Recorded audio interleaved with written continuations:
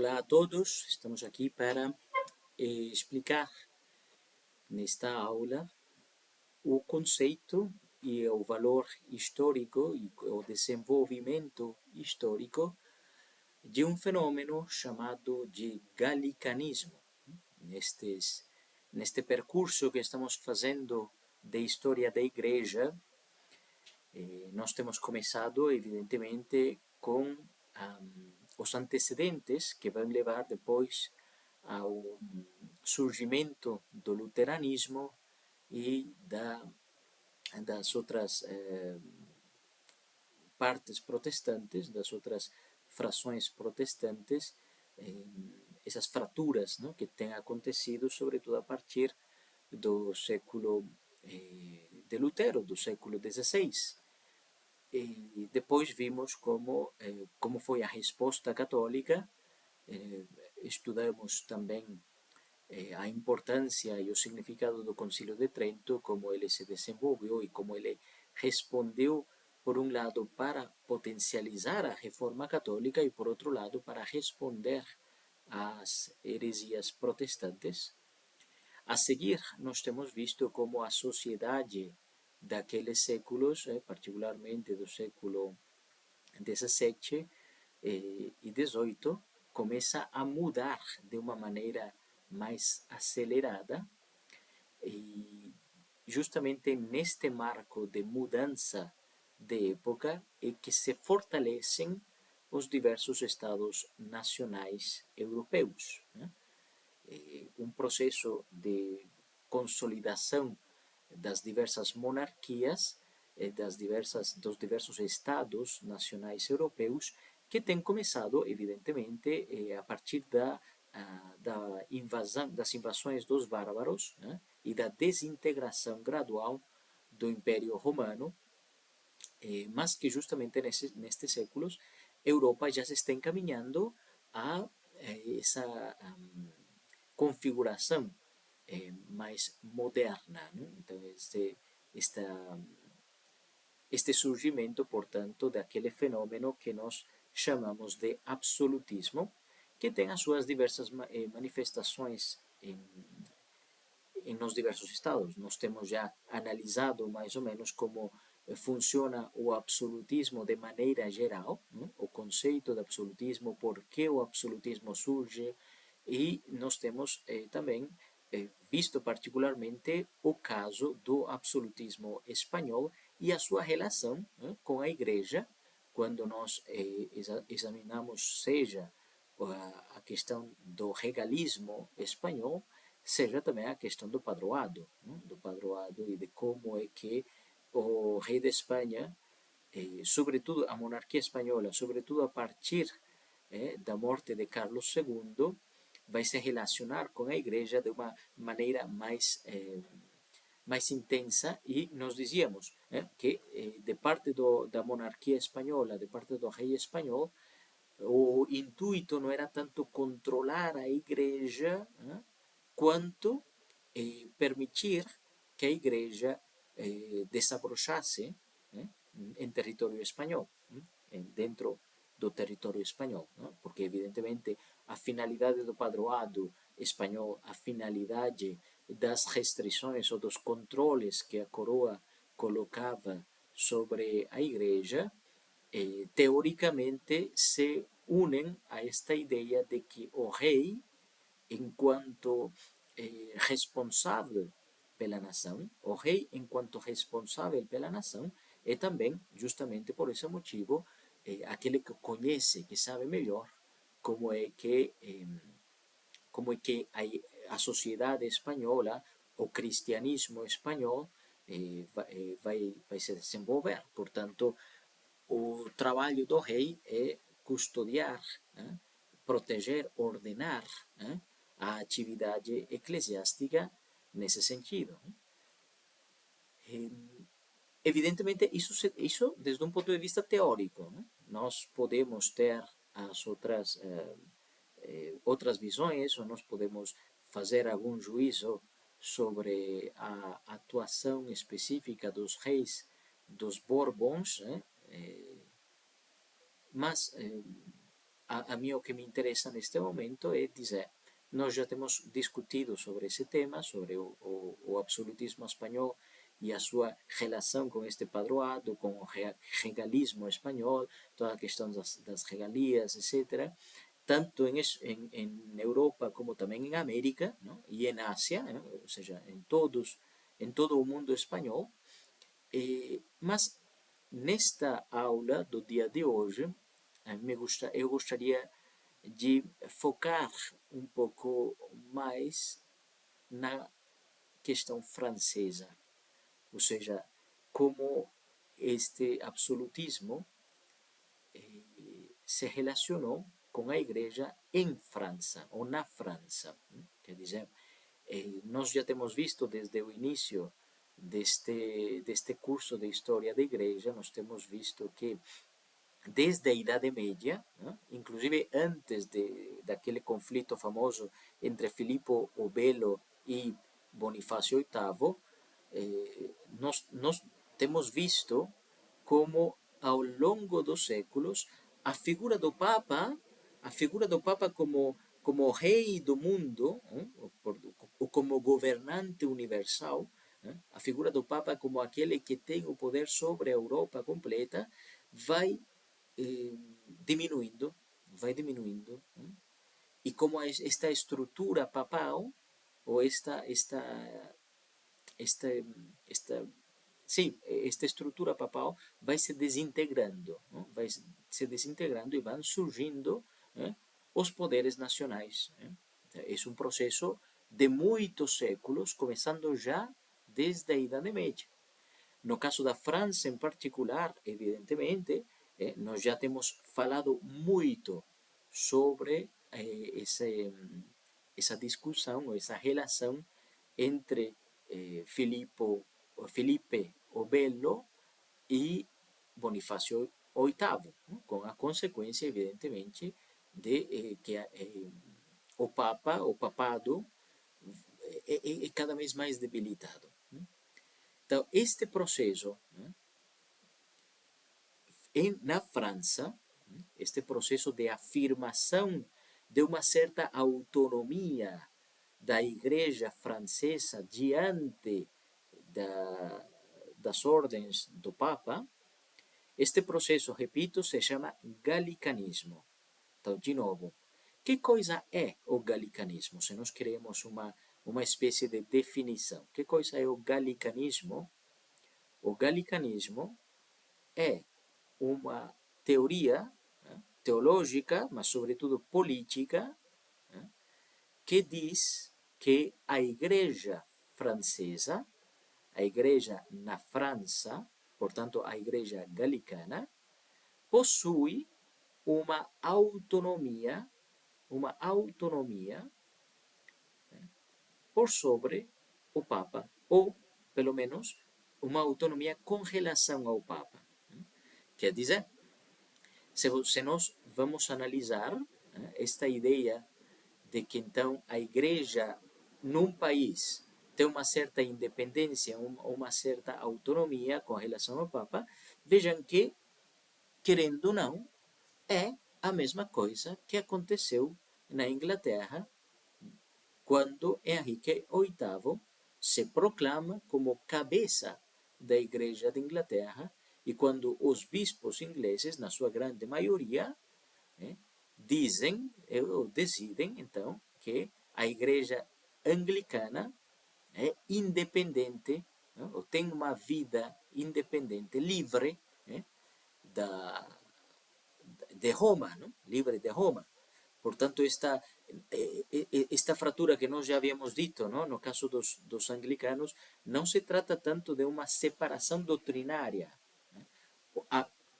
O problema com Lutero, e aqui repito coisas que nós já temos dito, o problema com Lutero, o problema com Zwingli, o problema com Calvino e com outros reformadores, vai ser o fato que eles rejeitam alguns pontos de doutrina. Lutero, Calvino, Zwingli e outros, o problema é que eles querem mudar algum ponto doutrinário ou algum ponto teológico. O problema com anglicanos e com galicanos também não é tanto uma questão de que eles não aceitam a tradição, ou não é que eles não aceitam Nossa Senhora, o culto dos santos, né? Não é uma coisa doutrinária, quanto mais uma coisa de sujeição, né, ao Papa. No caso dos anglicanos, evidentemente, aí se provoca um cisma real e completo, um verdadeiro cisma, ou uma verdadeira separação, né, total, né, real. Mas no caso do galicanismo, não se pode falar que o desejo, né, da igreja francesa era se separar de Roma. Né? Não se pode falar que eles queriam constituir uma igreja totalmente separada ou totalmente independente. Não se pode falar que o galicanismo vai dizer que a igreja galicana tem que ser uma coisa separada, né, ou diferente da igreja universal, mas sim, esta certa autonomia. Por isso eu gosto de usar essa palavra, não? Autonomia. Existem alguns autores que falam de independência, não?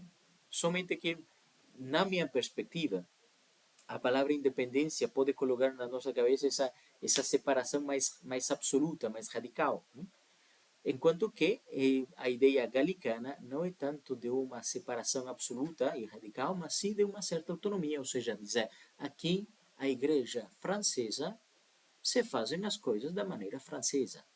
E não estamos rejeitando que o Papa tenha autoridade sobre toda a igreja. E, aliás, nós reconhecemos que o Papa tem autoridade também sobre nós. E nós reconhecemos que o Papa é o pai e pastor da Igreja Universal.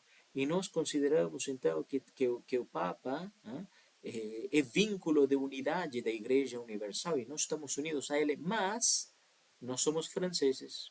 Mas nós fazemos certas coisas, de acordo com as nossas tradições particulares aqui na França, mas nós vivemos também a liturgia de acordo com o nosso jeito francês, mas nós temos as nossas festas, mas nós temos as nossas disciplinas e as nossas ordens, nós fazemos,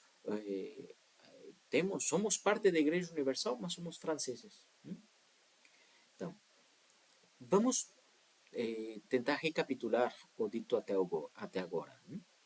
Nós já vimos, então, que este processo do galicanismo é um processo que vem desde a Idade Média. É um processo que vem desde a Idade Média. E, na verdade, se a gente vai pensar, desde a Idade Média, então, vem este deterioro, ou esta ruptura, ou esta falta de potência do poder papal, que aos poucos vai cedendo lugar aos poderes nacionais. E com isso vem também uma espécie de tendência à nacionalização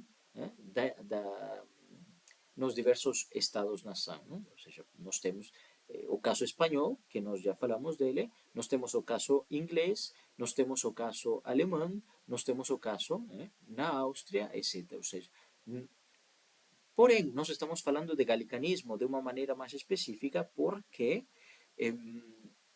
esta insistência de que a igreja francesa é independente de Roma foi muito mais forte, não? Na França do que em outros países. Não? Em outros países houve também uma tendência de nacionalizar a igreja, ou de dar à igreja uma, um, um rosto ou uma identidade nacional. Não? Nós pensemos, por exemplo, sem ir muito longe, no caso austríaco. Não? Na Áustria existiu uma coisa que se chamava também josefinismo.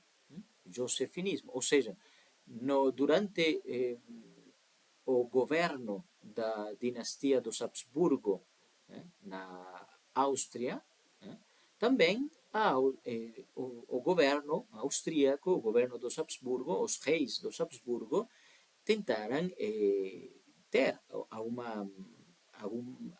alguma influência sobre a igreja, não? Parecida a como acontecia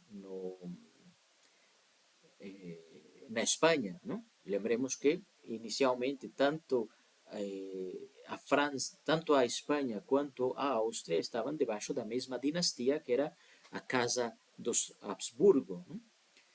Então, justamente, durante o reinado do rei José II da Áustria, houve estas tendências de querer determinar de maneira minuciosa, né, a atividade da igreja, não? Um intervencionismo de Estado sobre a igreja, não? Quantos mosteiros há, quantos monges em cada mosteiro, que coisas se ensina nos seminários, como se celebra a liturgia, quantas velas se acendem durante a missa, qual é a característica própria da igreja austríaca, etc. Né?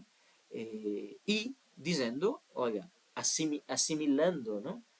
Os padres a outros funcionários, não? Porque, claro, ou seja, desde o ponto de vista do monarca absoluto, eu gostaria que todos nós tivéssemos esta coisa muito clara, desde o ponto de vista do monarca absoluto, assim como o monarca absoluto tem poder, tem influência sobre os seus conselheiros, sobre os seus intendentes, sobre os governadores das províncias, sobre os juízes e os magistrados, da mesma maneira tem que ter influência sobre os padres. Porque os padres, que coisa estão fazendo? Os padres estão fazendo uma espécie de serviço público. Os padres estão fazendo uma espécie de serviço para a população do Estado. Né? E então é natural que tem que ter esta influência ou este controle do Estado sobre os reis. Né? Então, isso na Áustria, não? Isto para dizer, o fenômeno galicano não é que somente aconteceu na França. Não? Nós temos movimentos ou temos tendências de estados absolutistas que querem controlar a igreja ou que querem nacionalizar a igreja, também em outros lugares, não somente na França. Na França se chama galicanismo. Fora da França vai ter outros nomes, não? Por exemplo, aqui, falando da Áustria, o nome mais correto seria josefinismo, porque este movimento chegou a sua cume, ao ápice, durante o reinado de José II, de Áustria. Por isso, josefinismo de José. Mas, enfim, podem existir diversos nomes. Não? Na Alemanha nós encontramos o febronianismo, etc. Enfim, na França, então, que coisa acontece? Voltando à história. Acontece o seguinte, que depois deste grande conflito que existiu entre Bonifácio VIII e Felipe o Belo, nós já temos visto como inclusive os posteriores reis, os reis franceses posteriores, continuarão com este desejo de nomear bispos, e o próprio episcopado francês, o próprio episcopado francês, os bispos franceses também desenvolveram esta ideia de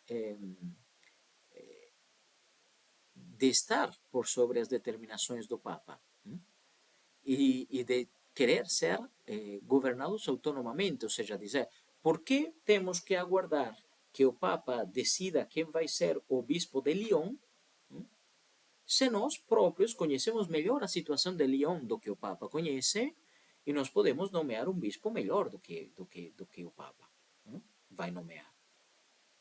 Então, ou seja, nós não estamos negando que o Papa pode fazer essa nomeação, mas é uma coisa que corresponde mais a nós do que a ele, certo? Então, esta intervenção também, não, dos bispos não é unicamente o fato que o rei absoluto quer controlar a igreja, mas são os próprios bispos franceses que dizem, olha, nós temos que ter também uma autodeterminação ou uma autonomia no governo e na prática pastoral da igreja. E talvez, inclusive, documentos que o Papa escreve são documentos dele, ok, sim, vamos respeitar, mas talvez não se aplicam à França. Talvez não tenha essa relevância ou essa importância, ou se poderiam não entender, não? Poderiam ser mal interpretados aqui na França. Então vamos fazer uma censura dos documentos papais e vamos publicá-los se gostamos ou não gostamos, se são pertinentes ou não é pertinente, se é adequado ou não é adequado. Não? Nós somos adultos, temos que ter este discernimento. Mas isso, olha, a gente poderia dizer, mas existe existe por acaso, existe por acaso um fundamento teórico ou um fundamento teológico para pensar deste jeito? E a resposta é que sim. Sim, tem tido teólogos, ou teve teólogos durante a Idade Média e durante a Idade Moderna que tentaram fundamentar teologicamente o fato de que a Igreja francesa, mas depois isso é aplicável a outros países, tem autonomia. E dar fundamento também ao fato que o rei, o soberano, tem a potestade, tem o poder e não somente o poder, mas também o dever de fazer intervenções em âmbitos eclesiásticos.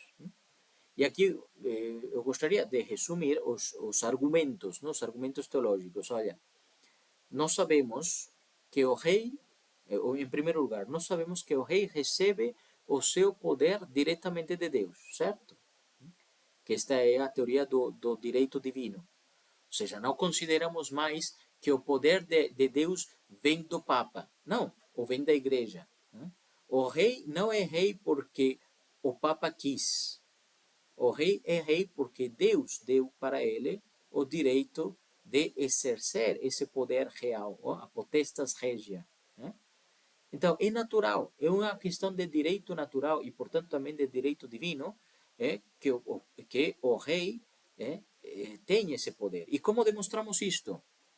Como demonstramos que o poder do rei não é dependente do poder papal? Nós demonstramos isso de uma maneira muito simples. O governo temporal, o poder temporal, em todas as sociedades humanas, sempre existiu. Sempre existiu um governador, sempre existiu um rei, sempre existiu direito natural, sempre existiu alguma forma de governo, inclusive antes da existência do cristianismo e, portanto, antes da existência do Papa. Então, isso significa, de acordo com esta teoria, isso significa que o poder temporal, dado que ele é de direito natural, dado que ele existe antes, dado que não significa que não depende do Papa, significa que não depende do Papa. E então é natural pensar, é óbvio pensar então que o rei tem independência sobre o Papa e tem poder absoluto sobre a sua nação, não? Ou sobre o seu povo. Segunda coisa que nós temos que considerar, aliás, para que Deus dá esse poder ao rei? Deus dá ao rei poder temporal para que exerça esse poder em benefício do povo, certo?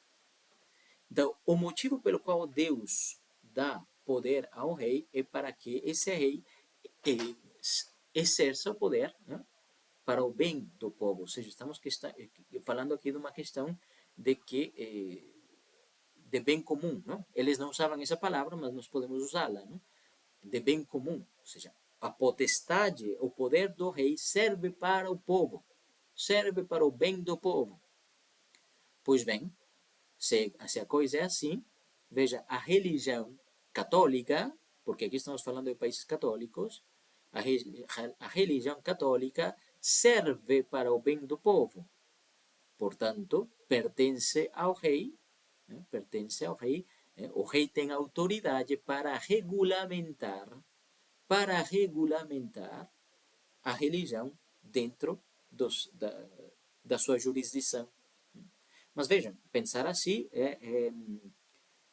é natural, não? Se partimos dos mesmos postulados, ou seja, evidentemente, se partimos desses princípios, vamos chegar a essas conclusões. E então, claro, o Papa tem o seu poder. O Papa tem o seu poder espiritual, o rei tem poder temporal, certo? Perdão, o Papa tem poder espiritual e o rei tem poder temporal, mas o poder temporal do rei serve para os seus súbditos e dentro deste serviço, ele tem que regulamentar como o Papa ou como a Igreja exerce o seu poder espiritual. Então, basicamente, o poder espiritual é próprio da Igreja, é próprio do Papa, mas tem que ser regulamentado pelo rei, deve ser regulamentado pelo rei para o bem do povo, não? Para o bem das pessoas e para o bem da nação. Então, é uma questão de Estado,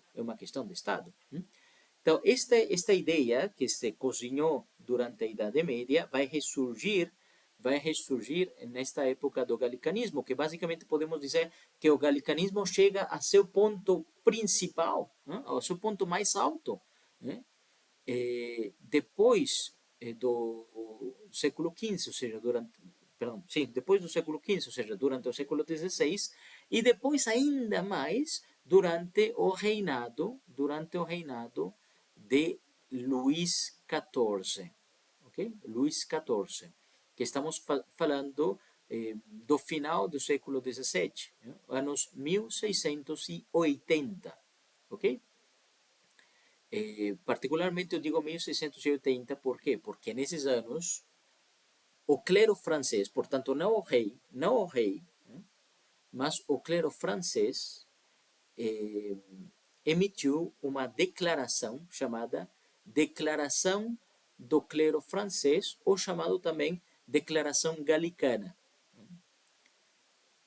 Mas o que estava acontecendo então? O rei era Luís XIV, aquele famoso, não? O rei Sol, Luís XIV, e Luís XIV tinha este desejo de afirmar as suas posições galicanas. Então, que coisa ele faz? Ele convoca o clero francês. Vocês sabem que na França existiam os três estados, não? Os nobres, o clero e o terceiro estado, né? dos plebeios, não? Do povo. Não? E então o rei convoca o segundo estado, o clero francês, para uma assembleia, para ter uma assembleia no ano 1682. Essa assembleia tinha como objetivo, né, conversar, né, e fundamentar aquilo que eu estou falando com vocês, ou seja, fundamentar o galicanismo, para que não fosse somente uma teoria que circulava, mas que pudéssemos aplicá-lo. Por quê? Porque na época Luís XIV estava tendo dificuldades na relação com o Papa Inocêncio XI, ok? Que Inocêncio XI estava exigindo o cumprimento e a plena possibilidade de agir livremente enquanto Papa dentro da França, e de evitar esses controles que o rei da França estava colocando, ou a estrutura política francesa estava colocando. Então, a liberdade para escolher bispos, liberdade para trocar bispos de lugar, se fosse o caso, liberdade para aplicar as reformas tridentinas de maneira mais coerente na França, liberdade que o Papa Inocêncio queria também de receber alguns dos frutos econômicos das dioceses, não? O dízimo, que depois as dioceses repassavam parte do valor para Roma, etc. Então, direitos que o Papa achava que tinha, e na minha opinião, ele tinha verdadeiramente esses direitos, mas que não estavam sendo exercidos corretamente por causa deste conflito com o rei Luís XIV. Então, o que aconteceu? Luís XIV convoca justamente esta Assembleia do Clero Francês no ano 1682 e, como resultado dessa Assembleia, se publica uma declaração do clero francês. Ou seja, o clero francês declara quatro coisas.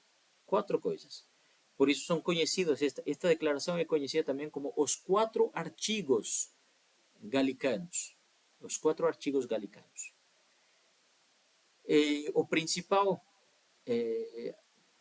a principal pessoa, não? O principal personagem que redigiu este documento, que escreveu este documento, se chama Jacques Benin Bossuet.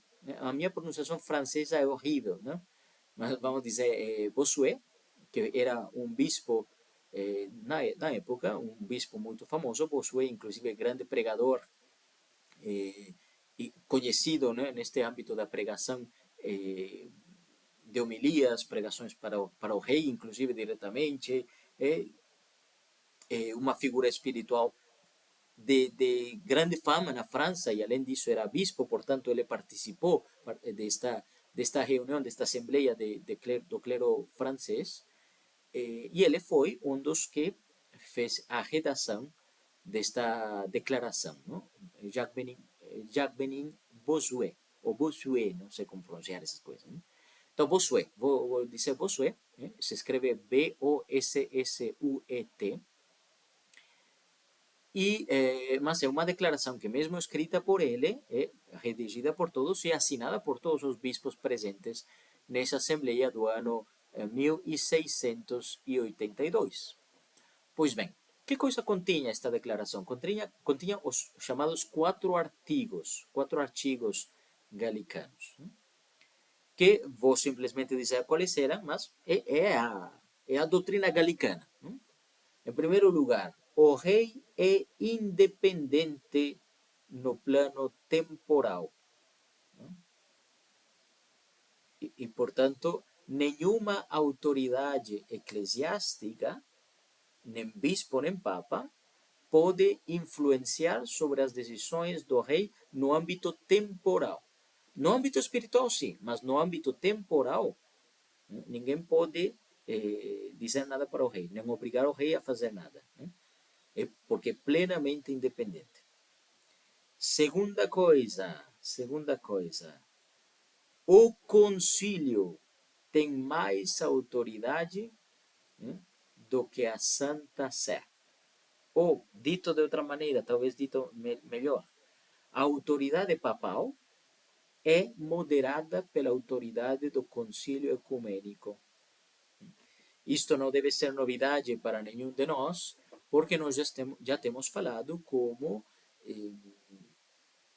desde aquela época do cisma de Ocidente, né? Depois que os papas voltaram de Avignão para Roma e que aconteceu esta divisão, onde tivemos inclusive 3 candidatos a papa, né?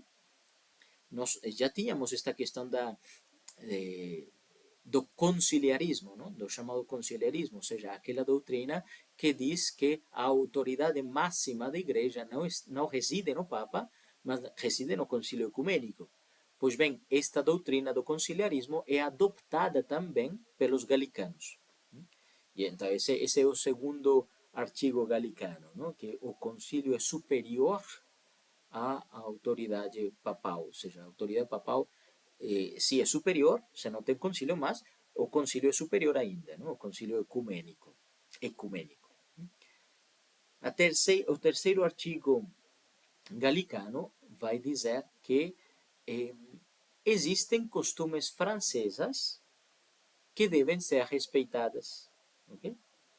Ou seja, há costumes, há instituições, há regras.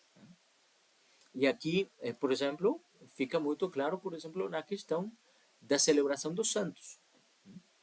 Se na França existe, por exemplo, a celebração vou inventar uma coisa, não? De Saint George, ok? A celebração de São Jorge, num dia determinado. Pois bem, esse dia se celebra São Jorge. Se de repente acontece que o Papa decide mudar o calendário, e trocar o dia de São Jorge por o dia de São Felipe, na França não se faz. Na França não se faz. Por quê? Porque existem tradições, existem culturas, existem costumes e existem coisas que se fazem em França e que o Papa não pode vir a revoltar, o costume francês, o costume galicano. De que de repente o missal específico, o missal na França diz que se deve fazer o sinal da cruz sobre a hóstia em um momento determinado. Pois bem, então se faz assim, porque o missal galicano é diferente ao missal romano, ok? Mas é que aqui na França nós temos costume que vou inventar aqui uma coisa, não? Simplesmente para explicar. Nós temos costume que na quarta-feira de cinzas, além de ter abstenção de carne, tem abstenção de leite também. E então Roma não pode chegar e dizer que está certo comer leite ou beber leite na quarta-feira de cinzas, não, porque é costume galicana que aqui não se faz. Okay? Então, costumes, tradições, coisas próprias da igreja francesa, maneira de proceder, não? Inclusive nos processos. Não? Vocês sabem que não existia um código de direito canônico, mas existia o direito canônico, existiam processos, existiam decretais, existiam maneiras de fazer as coisas, não? Seja no administrativo, seja no penal. Não? Então, aqui é costume na França que a apostasia se castiga com a pena canônica de excomunhão. Bom, na Igreja Universal também. Então aí tem coincidência, ok? Mas na Igreja Universal ou na Igreja Romana se castiga com excomunhão também o fato de sei lá, mentir diante de um tribunal eclesiástico. E aqui na França não. Aqui, mentir diante de um tribunal eclesiástico também é delito, mas a pena é simplesmente a suspensão, não é a excomunhão. Então aqui se faz assim, entenderam? Então, tudo aquilo que seja tradição, tudo aquilo que seja costume, tudo aquilo que seja regra, não? Ou instituição própria da igreja galicana, tem que ser respeitado e Roma não pode chegar e fazer outra coisa. Não? Então, recapitulando, não? Os 4 artigos galicanos desta declaração do clero galicano, do clero francês do ano 1682 eram, primeiro, a independência do rei no âmbito temporal. O rei pode fazer qualquer coisa no âmbito temporal e a igreja, a autoridade eclesiástica não pode dizer nada. O concílio superior ao papa, ou melhor, o concílio modera a autoridade papal. E os costumes franceses, tradições, instituições, etc., têm que ser respeitados. E o quarto, porque são 4, o quarto artigo galicano diz que o Papa se reconhece, sim, como o supremo árbitro das questões da fé, aquele que conserva a doutrina da fé e aquele que ensina a plenitude da fé católica, mas o seu ensinamento, o ensinamento do Papa tem que ser confirmado pelo episcopado, pelos bispos. Dessa maneira que o Papa não é totalmente independente. Se o Papa diz uma coisa, no âmbito de fé, não? Vamos supor, lembram, por exemplo, aquela bula Unam Sanctam, do Papa Bonifácio VIII.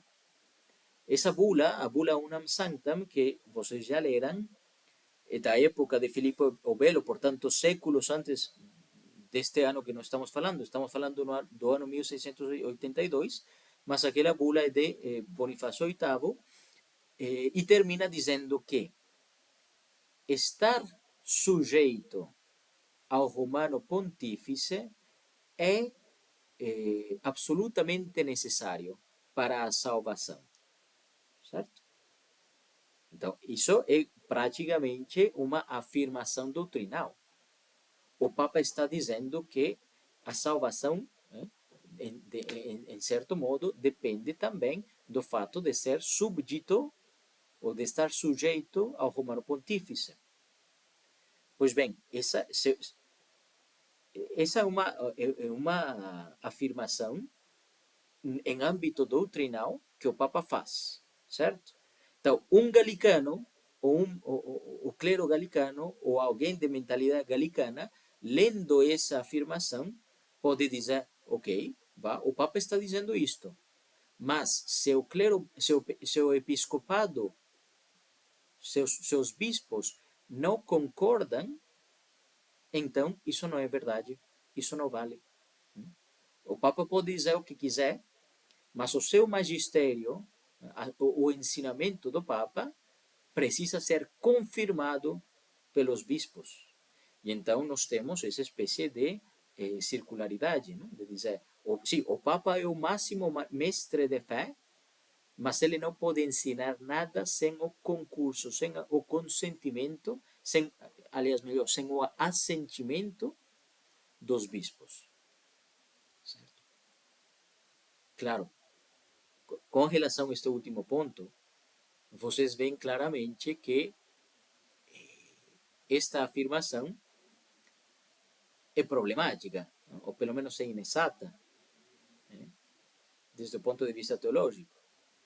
E esta afirmação, estamos no ano 1682, esta afirmação de que o Papa precisa do consentimento, ou precisa da validação dos bispos, vai inescar ou vai continuar um processo que nos vai levar depois à afirmação da infalibilidade pontifícia em questões de fé e moral, quando o Papa fala ex cátedra, própria do Concílio Vaticano I, certo? Dos anos 1800. Então, vocês já veem como já se está preparando a Revolução Francesa, já se está preparando as independências da América, já se está preparando o Concílio Vaticano I, não? Nestes temas do que estamos falando, nestes séculos, né, que nós temos analisado nestas aulas anteriores, já vemos como isto nos vai levar a estes eventos, né? A estes eventos. E, inclusive, nós poderíamos dizer, ok, no Concílio Vaticano I, no século XIX, se afirma então fortemente a infalibilidade papal, né, que o Papa é infalível em questões de fé e de moral quando fala ex cátedra, né, portanto, sem necessidade, né, de assentimento ou de consentimento, ou sem necessidade que os bispos digam nada, né, sem necessidade de uma espécie de validação dos bispos. Pois bem, esta afirmação tão forte da infalibilidade papal, da autoridade papal, em detrimento, entre aspas, em detrimento dos bispos, vai nos levar depois também à afirmação da colegialidade no Concílio Vaticano II, e em anos mais recentes está relacionado também com toda esta ideia da sinodalidade que nós vemos, não? Eu faço estas anotações simplesmente como se fosse uma nota de rodapé, né? Somente para que estejamos atentos a que algumas das coisas que nós experimentamos na igreja atual, né, com certeza nós podemos encontrar as raízes, né, em períodos anteriores da história. Pois bem, então, resumindo, então, os 4 artigos galicanos, ou esta declaração do clero francês, é fruto de uma assembleia de bispos convocada pelo rei Luís XIV no ano 1682, como resposta ao conflito que o próprio Luís XIV estava tendo com o Papa Inocêncio XI. Inocêncio XI. E então, claro, eh, cuando esta declaración eh, cuando esta declaración es publicada, cuando esta declaración es también enviada a Roma, que coisa acontece? Acontece então que, dado que favorece ao rei, né, o próprio Luís XIV se faz responsável por difundir, né, difundir isto que os bispos franceses disseram, não? Então vamos obedecer aos nossos bispos, vamos ser filhos dos nossos bispos e vamos vamos aplicar aquilo que eles disseram, né? Então a doutrina galicana era obrigatoriamente ensinada nas escolas, nos colégios, nos seminários franceses, inclusive nas universidades. E então, qual foi a resposta do Papa? A resposta do Papa foi: o que pode fazer o Papa? Digam, ou seja, diante disso, que coisa ia fazer o Papa? Reclamar, claro, reclama. Mas vale a pena reclamar quando o outro tem os ouvidos tampados? Quando o outro não te quer escutar? Vale a pena dizer alguma coisa quando qualquer coisa que tu digas vai dizer não vale não, isso que tu estás dizendo não vale se eu não estou de acordo. Então, que tipo de diálogo se pode estabelecer com um galicano? Que tipo de diálogo se pode estabelecer com um galicano? Claro, o Papa negou a instituição canônica dos bispos que participaram dessa assembleia. Né? Quer dizer, eu sou Papa, eu te nomeei bispo de Lyon, por exemplo, ou de Chartres, né?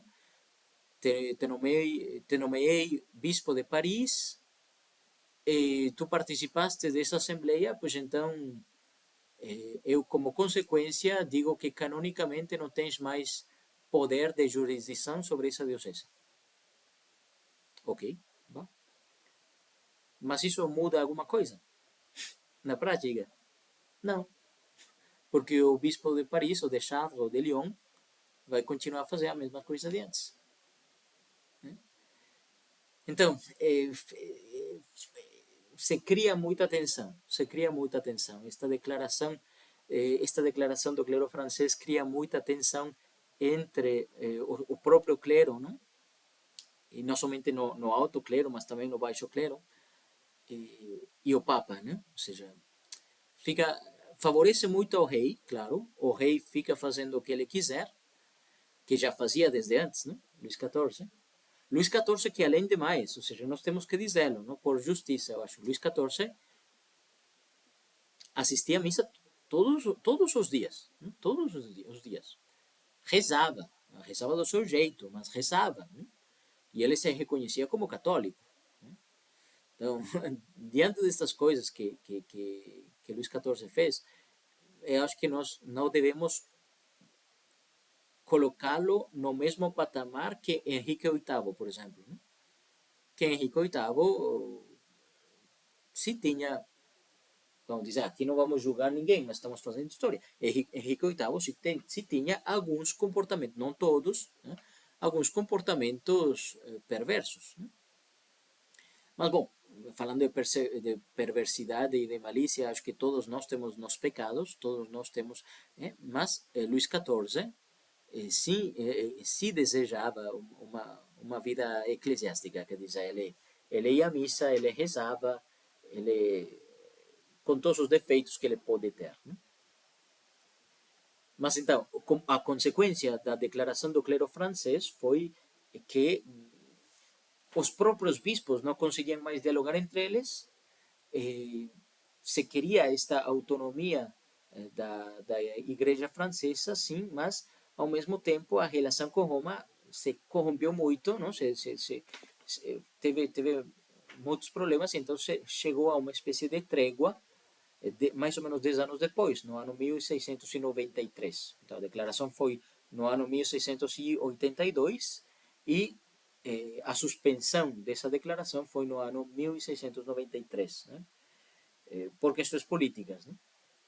Quando eu digo suspensão, não digo que os bispos retiraram o documento, simplesmente não aplicaram mais. Não? Dizer, vamos fazer, eh, vamos fazer como se não existisse e vamos tentar ficar aí mais ou menos, né, tranquilos. Então, praticamente a grande parte do século XVIII, 1700 até 1789, foi um tempo de galicanismo intelectual, não? De galicanismo eh, na maneira de pensar, não? E de afirmação nos seminários, nos colégios, nas instituições eclesiásticas francesas, se procurava sempre esta independência com relação a Roma, mas nas coisas práticas, ou seja, reconhecimento de bispos, algumas coisas para dízimos, coisas assim, o galicanismo era mitigado, não por conveniência, porque conveniência e por necessidade, porque senão a gente não conseguia conviver. Não? E, e então essa vai ser a situação que nos vai levar, inclusive depois da Revolução Francesa, com Napoleão. Aí a coisa é que com Napoleão se tenta de fazer um concordato, de fato se faz um concordato entre a França e a Santa Sé. Mas enfim, a coisa fica assim. E nestes últimos minutos, eu tenho falado de galicanismo nesta aula inteira, mas eu gostaria então de fazer uma anotação nestes últimos minutos sobre o fenômeno contrário ao galicanismo. Porque, claro, nós temos falado, sim, numa das aulas anteriores, nós falamos sobre o jansenismo, certo? Vocês lembram que o jansenismo era esta doutrina espiritual muito rígida, muito voluntarista, muito centrada no fato de eu tenho que fazer as coisas, uma espécie de semi-pelagianismo, não?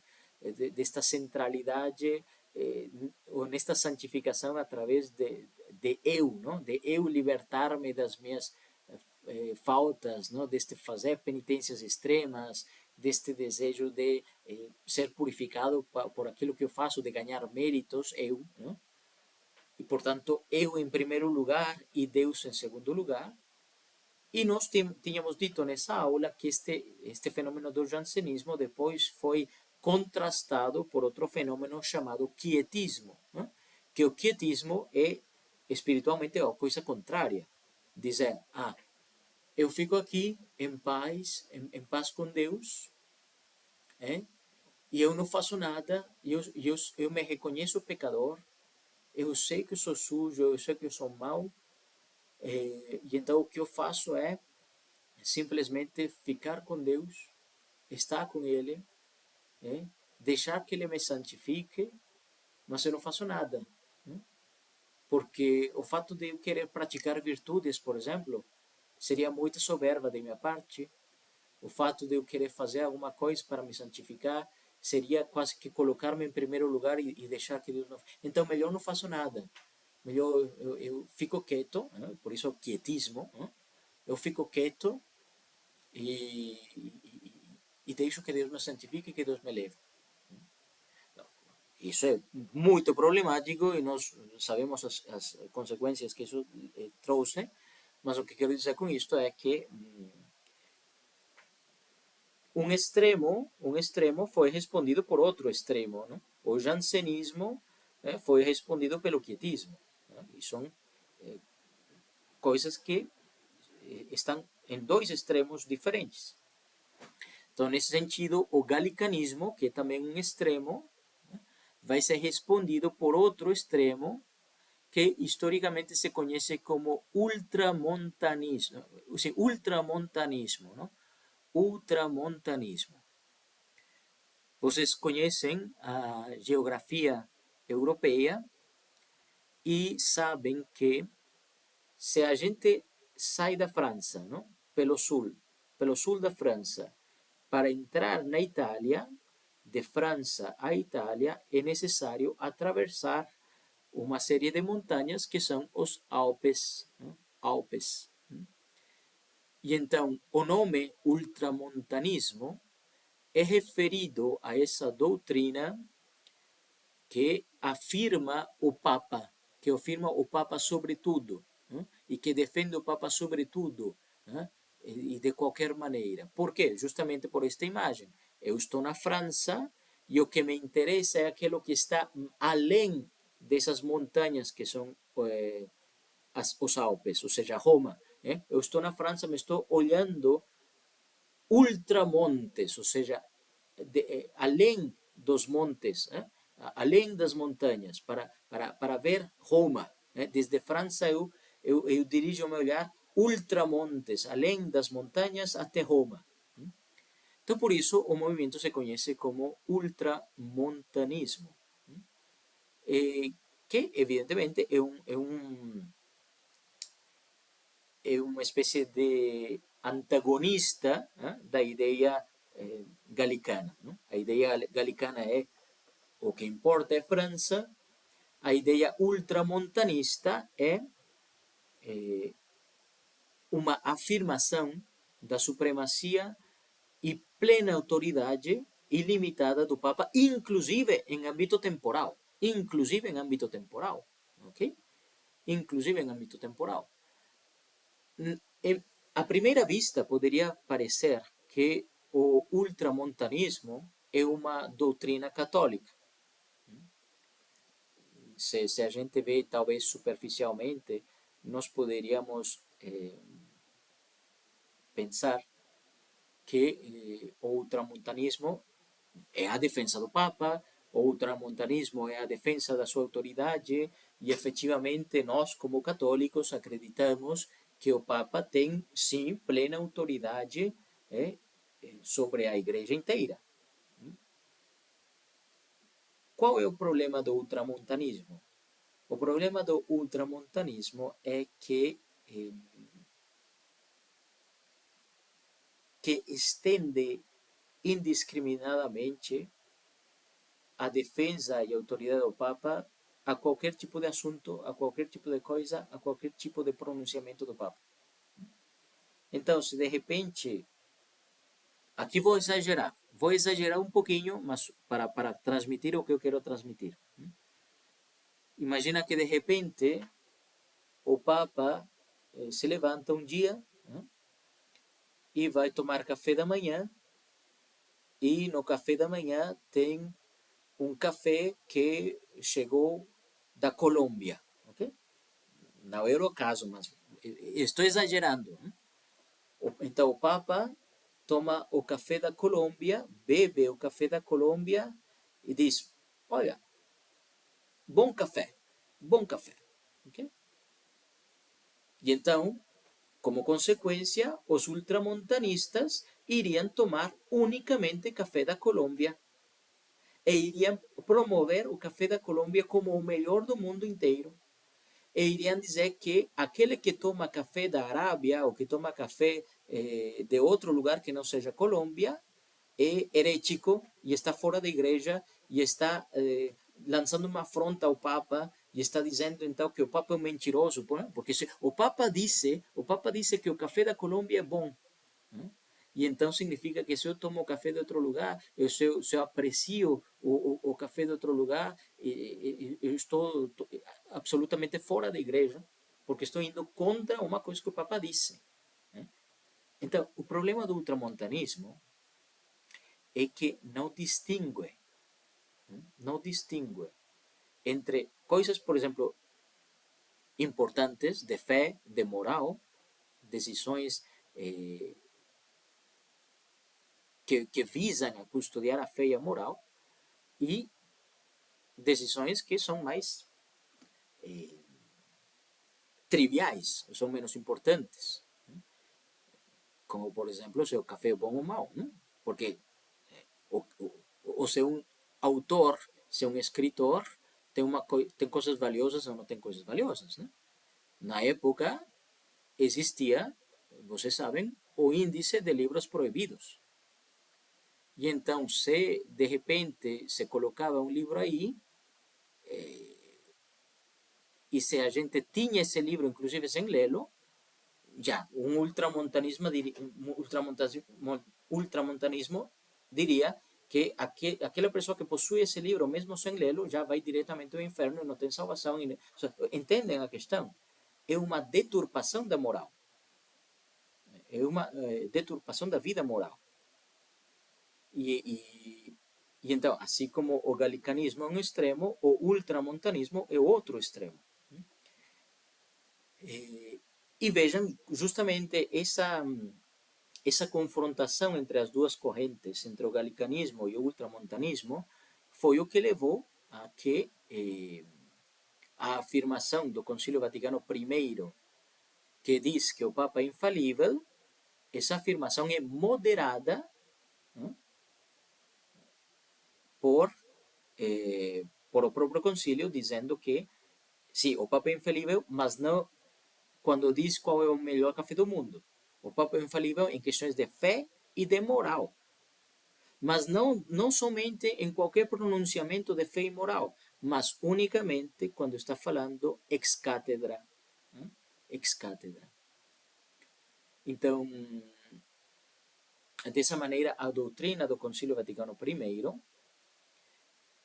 tenta conciliar as duas coisas, né? Tanto o fato que o Papa é supremo e tem autoridade suprema, mas também não uma supremacia absoluta. Né? Evidentemente, o Concílio Vaticano I não toca o tema da autoridade doutrinária dos bispos. Né? Isso vai ser tarefa do século XIX e, sobretudo, do século XX e do Concílio Vaticano II. Mas o que eu quero dizer é que, infelizmente, depois dessa declaração do Concílio Vaticano I, que eu espero chegar depois a analisar o Concílio Vaticano I com vocês, mas aqui para completar. Depois dessa declaração do Concílio Vaticano I, de que o Papa é infalível em questões de fé e moral quando fala ex cátedra, na Igreja, no século XIX, houve um ambiente, houve uma sensação, houve uma tendência que tendia mais para o ultramontanismo, justamente porque ninguém, ou seja, se eu tenho uma definição dogmática, evidentemente eu não quero ir contra o Papa. E então começo a defender absolutamente tudo que o Papa faz, mesmo que não esteja protegido pela infalibilidade. Mas para evitar erros, melhor eu defendo absolutamente tudo que o Papa diz e absolutamente tudo que o Papa faz. Por isso, inclusive, em anos recentes, não? Pontificado de Paulo VI, pontificado de João Paulo II, de Bento XVI, de Francisco, e agora no pontificado de Papa Leão, tem tido algumas pessoas que, vendo questões da história da igreja recente, preferem ter uma espécie de defesa absoluta de absolutamente tudo que o Papa faz, por medo de cair numa atitude antipapa, não? Antipapista. Mas então, somente para compreender, não? Recapitulando então a aula de hoje, para terminar por aqui, nós vimos então que o galicanismo é justamente esta tendência de ter uma autonomia da igreja francesa, uma espécie de autonomia do poder da igreja francesa e, sobretudo, da autonomia do rei francês de fazer ou desfazer o que quiser para proteger, teoricamente, para proteger o povo francês e porque a igreja está dentro das atividades próprias do rei. Né?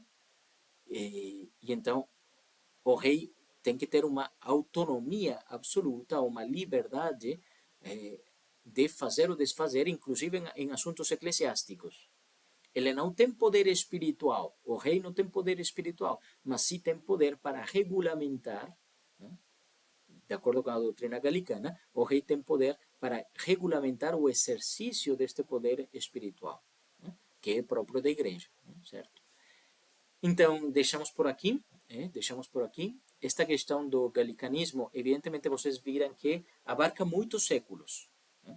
Então, não vamos dizer que o galicanismo se enquadra especificamente num momento claro ou específico da história da igreja, mas abarca muitos séculos e nós vimos que começa a ser gestado, começa estas ideias galicanas desde a Idade Média, que tem o seu ponto ápice no reinado de Luís XIV, com esta declaração do clero francês, e depois tem este momento de, de, de, de não aplicação total, não? E depois vem a Revolução Francesa, vem Napoleão finalmente faz um concordato com a Santa Sé, né? Onde esse concordato permite então que já a Roma possa, entre aspas, assumir algumas coisas que, entre aspas, corresponderiam ao governo francês, etc., né? E então tem esta oscilação que nos leva depois também à afirmação do Concílio Vaticano II com relação à infalibilidade do Papa, né? Mas sim, é uma coisa importante porque, inclusive, em questões litúrgicas, tem as suas consequências, né? As festas próprias da França, inclusive os franceses, mesmo sendo de rito romano, né? Tinham, antigamente, antes da reforma litúrgica, tinham algumas costumes, perdão, alguns costumes rituais próprias deles, né? De dizer, ok, vamos colocar os dedos desta maneira, ou vamos fazer o giro, enfim, não? Não deixo a detalhes, mas muito sutis, não? Uma maneira própria de pronunciar o latim também, etc. Mas isto, de alguma maneira, ampliando não somente a história da igreja, mas a história universal, nós estamos vendo que estes fenômenos do galicanismo, do josefinismo, do padroado português, não? Das regalias espanholas, estão relacionados também com esses processos de afirmação das identidades nacionais na Europa e, sobretudo, nesta etapa da Idade Moderna. Eu espero que ficou claro o tema do galicanismo. Como sempre, eu fico disponível para perguntas e dúvidas.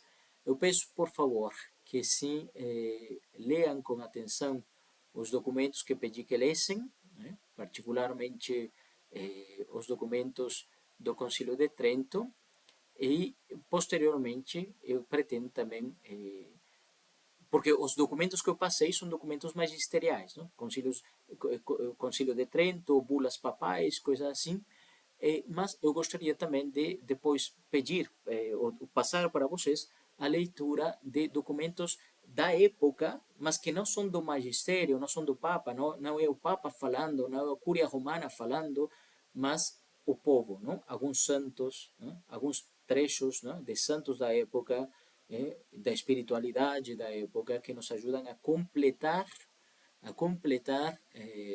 o nosso conhecimento da história. Como sempre, fico à disposição de vocês para qualquer contato que queiram ter, qualquer comentário ou qualquer esclarecimento também. Deus vos abençoe muito e a Nossa Senhora vos proteja.